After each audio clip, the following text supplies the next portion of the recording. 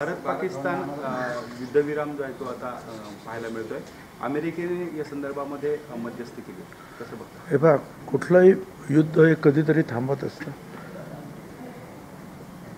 परंतु ते योग्य वेळ जर थांबलं तर दोन्ही देशाकडच्या लोकांचा फायदा असतो. ठीक आहे, अमेरिकेने सुरुवातीला सांगितलं की आमचं काम नाही, परंतु नंतर त्याने जेव्हा पाहिलं की व्याप्ती वाढत चाललेली आहे युद्धाची, ते खरं म्हणजे अघोषित युद्धच होतं. आणि मग अमेरिकेनं जे आहे दोघांनाही समजवण्याचा प्रयत्न केला. त्यातून युद्धविरामसुद्धा झाला म्हणून दोघांनी सांगितलं. अगोदर अमेरिकेचे अध्यक्ष म्हणाले, मग पाकिस्तानकडून आलं, मग आपल्याकडून आलं. आणि नंतर परत पाहिलं तर 1-2 तासानंतर परत द्रोण अमुक तमुक काय ते सुरूच झालं सगळं. म्हटलं हे थांबते की नाही. परंतु आता एक आहे की सकाळपासून आता काही अशा काही गोष्टी घडलेल्या नाही आहे, सगळी शांतता आहे असं लक्षात येत आहे. म्हणजे जम्मू आणि काश्मीरमध्ये सुद्धा एका चॅनलवर तर असे आहे की शाळा वगैरे उघडत आहेत म्हणून. तर आनंद आहे की जर थांबत असेल तर ठीक आहे, आनंद आहे. कारण हाच पैसा जो आहे शेवटी जे आहे, कोणी आपला अभिमान आपलं स्वत्व जे आहे विसरून कोणी काय करत. त्या तृतीने जे आहे दहशतवादी हल्ला झाला त्याचा बदला जो आहे माझ्या मते भारतात पुरेपूर आपल्या सैन्याने घेतलेला आहे. आता एवढंच आहे की आता पासून तर काही अडचण निर्माण झालेली दिसत नाही, तर आनंद आहे. पाकिस्तान हा विश्वास ठेवण्या लायकीचा नाही असं म्हटलं. हो ठीक आहे, म्हणून काय आपल्याला शेवटपर्यंत लढाई करता येणार नाही. आहे तुम्ही म्हणता त्याप्रमाणे पाकिस्तान विश्वास ठेवण्याच्या लायकीचा नाही. तो काहीतरी कारण सांगतो की हे POKचे लोक आहे, पाकिस्तान व्याप्त काश्मीरमधले लोक आहे, आमचा संबंध नाही. कधी सांगतात हो, कधी सांगतात नाही. परंतु त्यांना आपण जो काही धडा द्यायचा आहे तो फार चांगल्या प्रकारे धडा आता मिळालेला.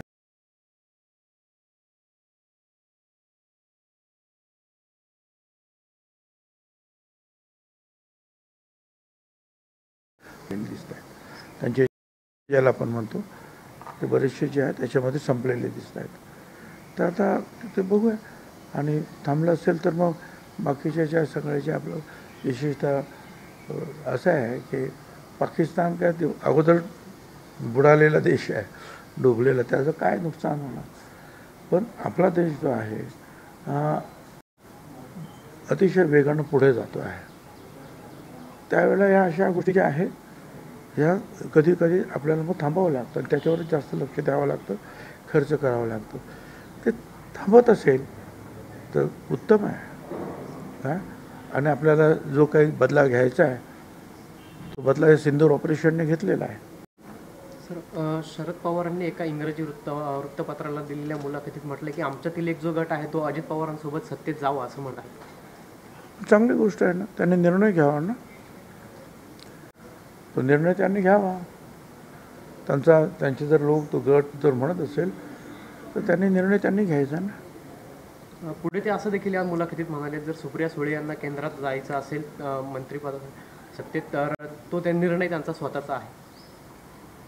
ते काय मी ऐकलं नाही असं काय ते म्हणाले. तर काय हे पुढचं जे तुम्ही आता सांगितलं ते काय मी ऐकलेलं नाही, कुठेही छापून सुद्धा आलेलं. थांबल्यानंतर राजकीय वर्तुळातून आता आणि मला कृपया जे काही झालं आहे खरोखरच तेच मला प्रश्न विचारत चला.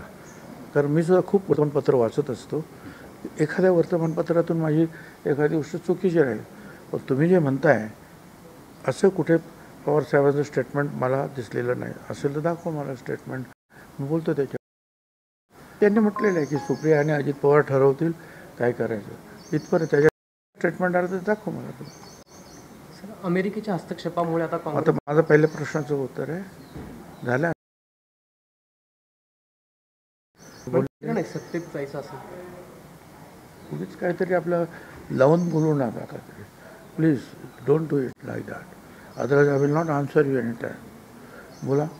संजय राऊतांनी सर्व युद्धचिन्ह प्रसिद्धीवर एक भाष्य केलंय की अमेरिकेने कोणी? संजय राऊतांनी की अमेरिकेने हस्तक्षेप करणं हे कोणत्या अधिकारामध्ये बसतं असा प्रश्न त्यांनी उपस्थित केला या निमित्ताने. आता तो अधिकार जो आहे अमेरिकेनं प्राप्तच केलेला आहे का. एक ती मोठी प्रबळ शक्ती आहे, ह्या जगातली मोठी शक्ती आहे ती, यावर मान्य. आपली महाशक्ती म्हणून आपण उदयास येतो आहोत, परंतु जगातल्या ज्या काही महाशक्ती आहेत त्याच्यामध्ये ही प्रथम महाशक्ती आहेच अमेरिका. त्याच्यामुळे पाकिस्तानला सुद्धा लागतं, आपणही त्यांचं ऐकतो. आणि बाकीचं जे आहे, लढाई जर अंतिम टोकाला पोहोचले तर काय काय होऊ शकतं याचा विचार संजय राऊतना नसेल असं मला वाटत नाही. त्यांना सगळी गोष्टींची माहिती आहे की शेवटी काय होईल, शेवट काय त्याच्यामग, कोणी जर थांबलं तर काय शेवट.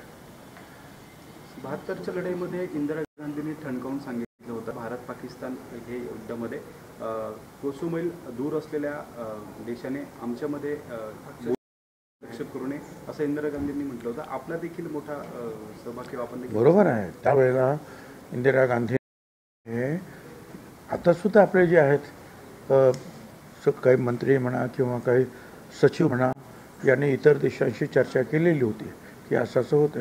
त्यावेळेलासुद्धा 71 साली ज्यावेळेला मुजीबुर रहमान हे सत्तेवर येत असताना म्हणजे निवडणुकीमध्ये त्यांना त्यांच्या विरुद्ध कारवाई करण्यात आली पाकिस्तानच्या सैन्यातर्फे. आणि मग तिथून जे आहे तिथल्या लोकांना ती मुक्ती फौज वगैरे निर्माण झाली बांगलादेशमध्ये आणि त्यांच्यावर त्या लढाया काही सुरू झाल्या. त्यातून मग अनेक बांगलादेशातले लोक देश आपल्या भारतात आले, अनेक म्हणजे किती कोट्यावधी लोक. आणि मग इंदिरा गांधींनी सगळ्या जगाला सांगितलं मी काय करू, हे कोट्यावधी लोक जर आले इकडे तर त्यांचं राहण्याच्या जेवणाचं आम्ही काय करू शकतो, आमचा देश अडचणीत येईल, काहीतरी करा. अनेकांनी त्यांना सपोर्ट केला, काही लोकांनी त्यांच्याकडे दुर्लक्ष केलं काय.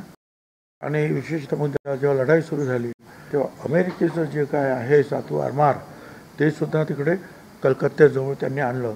पण त्याचबरोबर रशियाबरोबर आपला समझौता होता, मग रशियन पाणबुड्या आणि ते सुद्धा त्याच्या पाठोपाठ आले. तर मग त्यांनी त्या ठणकावून सांगितलं की मी जेव्हा तुमच्याकडे सगळ्यांकडे आल्याने सांगितलं की हे थांबवा, आमच्याकडे जे येणं आहे ते काय, आणि आता ते तुम्ही जर करत नसाल आणि माझा देश अडचणीत येत असेल तर आता कोणी मध्ये येऊ नका. पण त्यांनीसुद्धा योग्य वेळेला युद्धविराम केला, हे लक्षात घ्या. बांगलादेश तोडला, 99,000 सैनिक न्यायजीच्या अंडर ते जगजीत सिंग होते त्यांच्याकडे शरण आले. 99,000 सैनिकांना कैद केलं, त्यांनी शस्त्र खाली ठेवले, त्यांनी युद्धविराम केला. मग सगळं थांबलं. नंतरच्या पुढच्या ज्या सिमला करारामध्ये त्यांना सोडलं वगैरे हा पुढचा भाग आहे.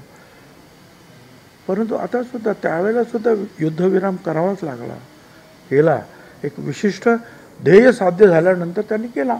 आतासुद्धा एक विशिष्ट ध्येय साध्य झाल्यानंतर अमेरिका सांगते त्याप्रमाणे आपण युद्धविरामाला मान्यता दिली.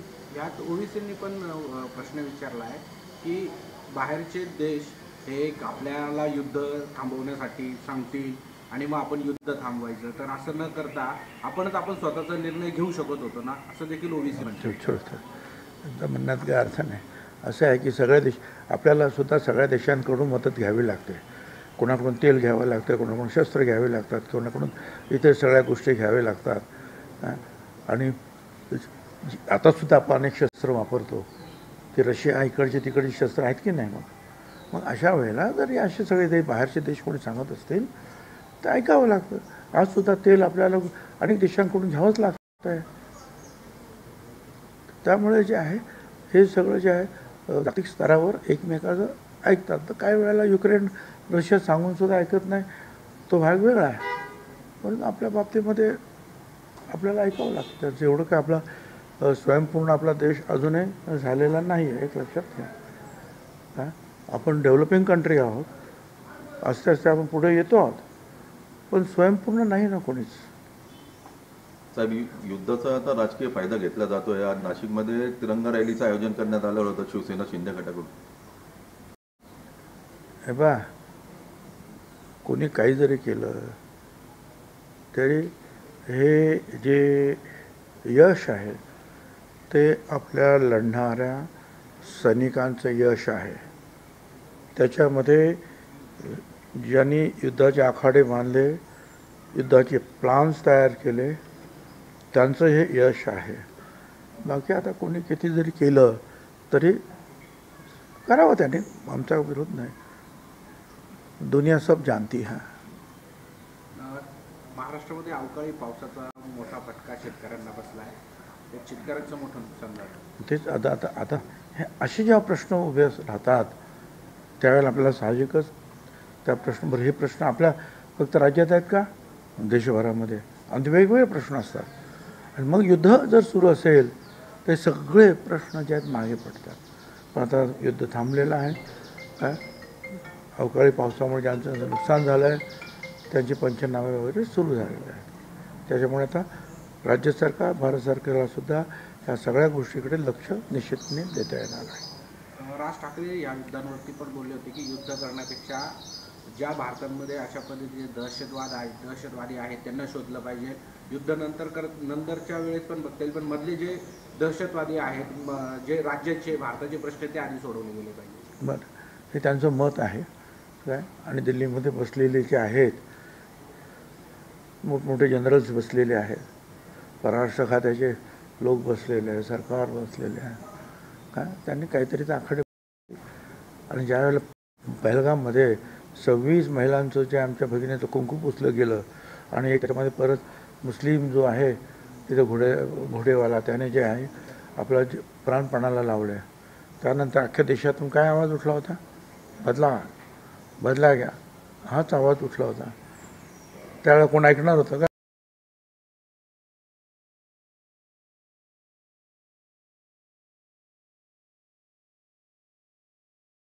अगोदर थँक्यू.